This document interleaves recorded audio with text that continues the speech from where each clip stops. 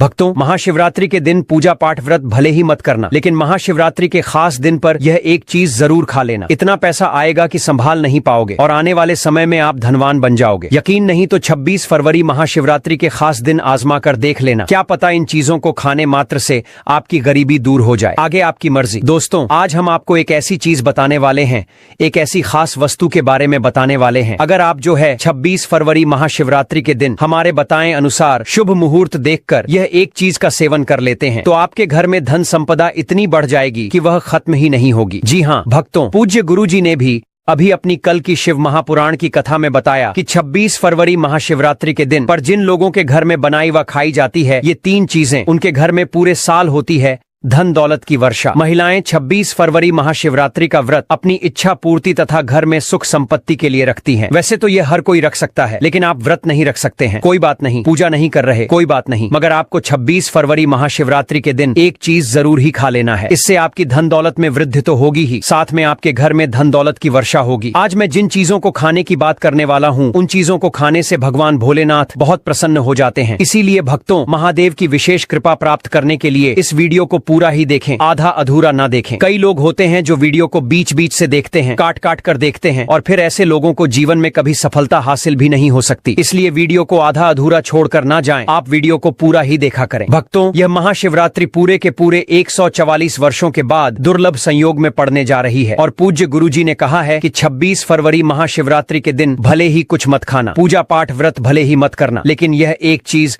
जरूर खा लेना। भगवान भोलेनाथ जी और माता लक्ष्मी जी के आशीर्वाद से आपके घर में इतना पैसा आएगा कि संभाल नहीं पाओगे। साथ ही दोस्तों, हम आपको यह भी बताएंगे कि चाहे कुछ भी हो जाए, लेकिन 26 फरवरी महाशिवरात्रि पर ऐसा भोजन घर में भूलकर भी मत बनाना और न ही उसे खाना। पूरा घर परिवार कंगाल हो जाएगा। साथ ही भक्तों, इस वीडियो में हम आपको बताएंगे कि 26 फरवरी महाशिवरात्रि पर ऐसा क्या खाना चाहिए जिससे कि आपके जीवन में महादेव की विशेष कृपा प्राप्त हो। साथ ही दोस्तों, इस वीडियो में हम आपको यह भी बताएंगे कि 26 फरवरी महाशिवरात्रि पर भूलकर भी यह 5 काम कभी मत करना, नहीं तो बर्बाद होते देर नहीं लगेगी। इसी के साथ में भक्तों, महाशिवरात्रि पर आपको यह 5 काम नहीं करने चाहिए। जो भी माताएं बहनें महाशिवरात्रि के खास दिन इन 5 कामों को करती हैं तो उनकी जिंदगी बर्बाद हो जाती है, उनके घर में कंगाली छा जाती है, और जिस घर में महाशिवरात्रि के दिन यह 5 कार्य होते हैं, माता लक्ष्मी ऐसे घर से हमेशा के लिए चली जाती है। भक्तों, साथ में हम आपको यह भी बताएंगे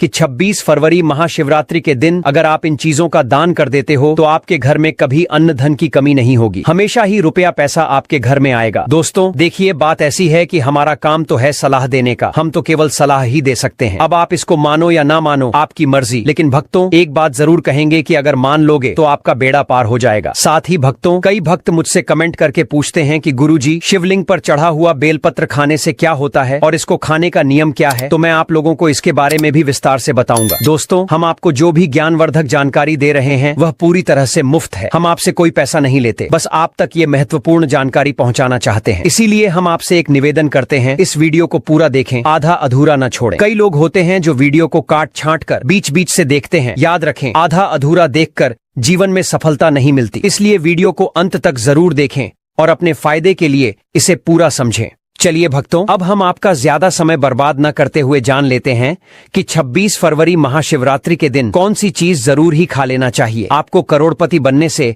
विधाता भी नहीं रोक पाएगा भक्तों, क्योंकि भक्तों पूरे के पूरे 144 वर्षों के बाद महाशिवरात्रि ऐसे शुभ समय में पड़ने जा रही है और महाशिवरात्रि का पावन पर्व हिंदू धर्म के लोगों के लिए सबसे श्रेष्ठ माना जाता है। तो चलिए भक्तों, सबसे पहले हम आपको महाशिवरात्रि की थोड़ी सी जानकारी दे देते हैं। पंचांग के अनुसार फाल्गुन मास की कृष्ण पक्ष की चतुर्दशी तिथि 26 फरवरी को सुबह 11:08 पर शुरू होगी और इस तिथि का समापन 27 फरवरी को सुबह 8:54 पर होगा। महाशिवरात्रि में रात्रि के पूजन का विधान है, इसलिए 26 फरवरी को रात में महादेव का पूजन किया जाएगा। महाशिवरात्रि के दिन महादेव का जलाभिषेक का विशेष महत्व है। भक्तों, आगे की जानकारी बताने से पहले आपसे एक रिक्वेस्ट करते हैं कि इस वीडियो को लाइक करके चैनल को सब्सक्राइब कर लीजिए और कमेंट बॉक्स में हर हर महादेव लिख दीजिए। तो चलिए भक्तों, अब हम इस वीडियो पर ज्यादा बकवास ना करते हुए वीडियो को शुरू करते हैं। दोस्तों, इस खास अवसर पर यह जानना बहुत जरूरी है कि शिवरात्रि के व्रत में क्या खाना चाहिए और क्या नहीं खाना चाहिए। आज हम आपको इस बारे में पूरी जानकारी देंगे। आइए जानते हैं शिवरात्रि के व्रत के दौरान क्या खाएं और क्या न खाएं। शिवरात्रि के व्रत में क्या नहीं खाना चाहिए। सबसे पहले दोस्तों, महाशिवरात्रि के दिन मांस और मदिरा का सेवन भूलकर भी न करें। इससे न सिर्फ आपकी पूजा का महत्व खत्म हो सकता है, बल्कि कुछ भी गलत हो सकता है। इस दिन सोने से बचें, क्योंकि देर तक सोने से आपके भाग्य में बाधा आ सकती है और भगवान भोलेनाथ आपसे क्रोधित हो सकते हैं। महाशिवरात्रि के दिन दाल, चावल या गेहूं से बने पकवानों का सेवन नहीं करना चाहिए। इस दिन आप सिर्फ फल, दूध, चाय और कॉफी ले सकते हैं। और हाँ, अगर आप भगवान भोलेनाथ को प्रसन्न करना चाहते हैं तो इस दिन काले कपड़े पहनने से बचें। इस दिन जितना हो सके भगवा या लाल रंग के कपड़े पहने। यह बहुत ही शुभ और मंगलकारी माना जाता है। इसके अलावा गलती से भी इस दिन पति पत्नी को शारीरिक संबंध नहीं बनाने चाहिए, क्योंकि इससे भगवान भोलेनाथ का क्रोध आपके ऊपर पड़ सकता है। महाशिवरात्रि के दिन जितना हो सके दान करें। यह न सिर्फ आपके पुण्य को बढ़ाता है, बल्कि भगवान भोलेनाथ की कृपा भी आप पर बनी रहती है। दोस्तों, इस वीडियो के अंत में मैं आपको यह भी बताऊंगा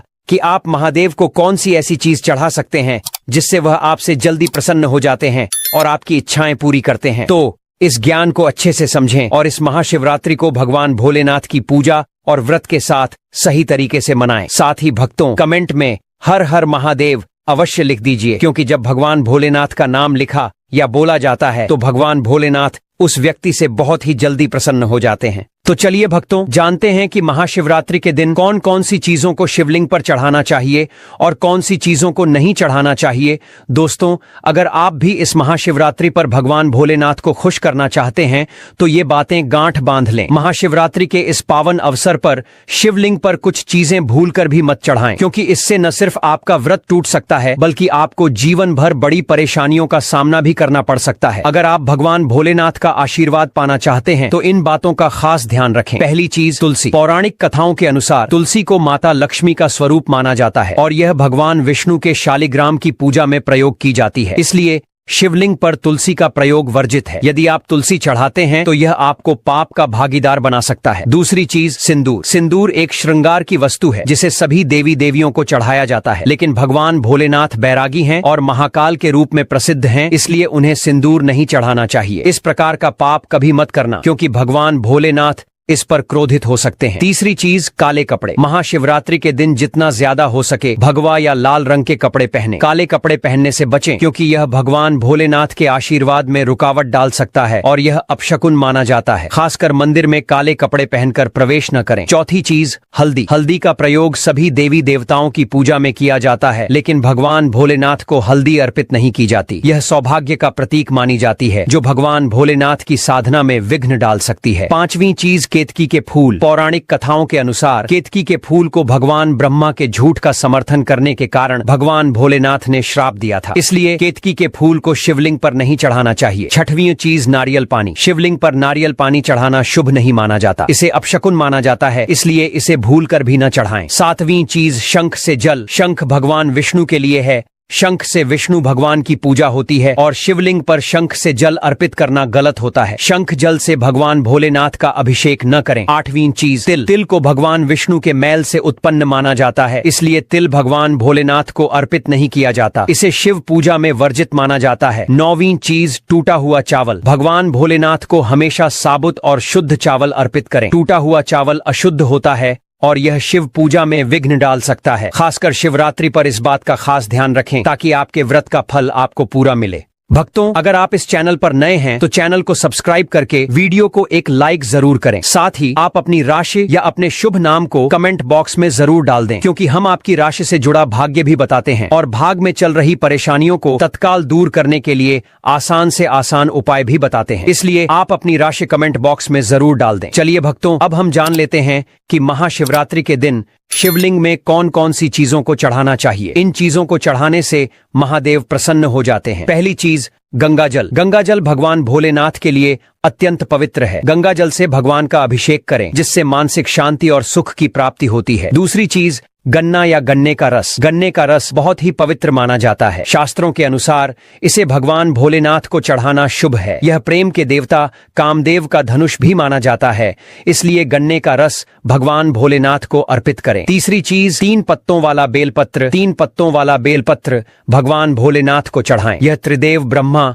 विष्णु और महेश का प्रतीक है। 3 पत्तों वाला बेलपत्र अर्पित करने से शिवलोक की प्राप्ति होती है और यह विशेष फलदायी माना जाता है। चौथी चीज, धतूरे का फूल। धतूरे का फूल भगवान भोलेनाथ को प्रिय है। यह सफेद रंग का होता है और औषधीय गुणों से भरपूर होता है। मानसिक शांति प्राप्त करने के लिए धतूरे का फूल शिवलिंग पर अर्पित करें। 5वीं चीज, चांदी के नाग नागिन। महाशिवरात्रि पर चांदी के नाग नागिन के जोड़े भगवान भोलेनाथ को अर्पित करें। यह नाग दोष को समाप्त करता है और घर में सुख शांति लाता है। 6वीं चीज, धतूरे का फल। धतूरे का फल भी भगवान भोलेनाथ को प्रिय है। इसे अर्पित करने से शत्रुओं का भय दूर होता है और धन संबंधी मामलों में उन्नति होती है। 7वीं चीज, भांग। भगवान भोलेनाथ ने हलाहल विष का सेवन किया था और इसीलिए भांग भगवान को प्रिय है। शिवरात्रि पर भांग के पत्तों को दूध या जल में घोलकर भगवान भोलेनाथ का अभिषेक करें, इससे रोगों से मुक्ति मिलती है। दोस्तों, इन चीजों को ध्यान में रखकर अगर आप भगवान भोलेनाथ की पूजा करते हैं तो निश्चित रूप से भगवान का आशीर्वाद आपके साथ होगा। महाशिवरात्रि का यह अवसर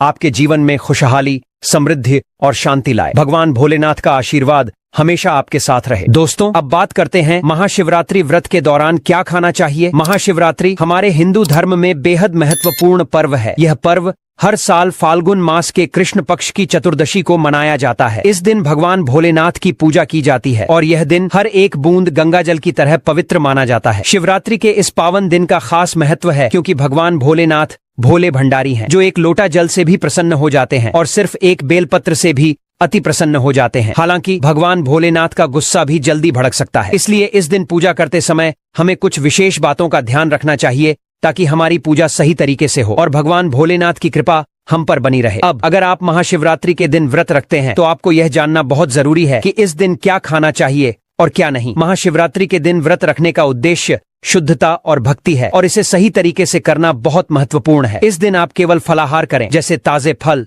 साबूदाना, आलू, कचालू और सेंधा नमक का सेवन करें। यह आहार शुद्ध और हल्का होता है जो आपके व्रत को पूरी तरह से सफल बनाता है। इसके अलावा आप दूध, चाय और मिठाइयों का सेवन भी कर सकते हैं। महाशिवरात्रि के दिन किसी भी प्रकार का मांसाहार, मदिरा या तामसिक आहार लेना वर्जित है। भगवान भोलेनाथ को पवित्र आहार ही अर्पित किया जाता है। यह दिन विशेष रूप से भक्ति और साधना का दिन होता है, इसलिए आपको हर चीज का ध्यान रखना चाहिए। महाशिवरात्रि के व्रत में विशेष रूप से यह भी ध्यान रखें कि आपके द्वारा पूजा में प्रयुक्त की जाने वाली वस्तुएं भगवान भोलेनाथ की पसंद के अनुसार हों। भगवान को प्रिय वस्त्र सफेद या लाल रंग के होते हैं और इस दिन सफेद या लाल रंग के वस्त्र पहनकर ही पूजा करें। पूजा में बिना सिले हुए वस्त्र पहनना भी अत्यधिक शुभ माना जाता है। भगवान शिव के शिवलिंग का पूजन इस दिन विशेष रूप से श्रेष्ठ माना गया है क्योंकि शास्त्रों के अनुसार महाशिवरात्रि के दिन भगवान भोलेनाथ शिवलिंग के रूप में प्रकट हुए थे। इस दिन भगवान शिव और माता पार्वती की कृपा पाने के लिए शिवलिंग का पूजन अवश्य करें। महाशिवरात्रि के दिन भगवान शिव की पूजा रात्रि के चारों पहर में की जाती है। इस दिन पूजा का महत्व बहुत बढ़ जाता है,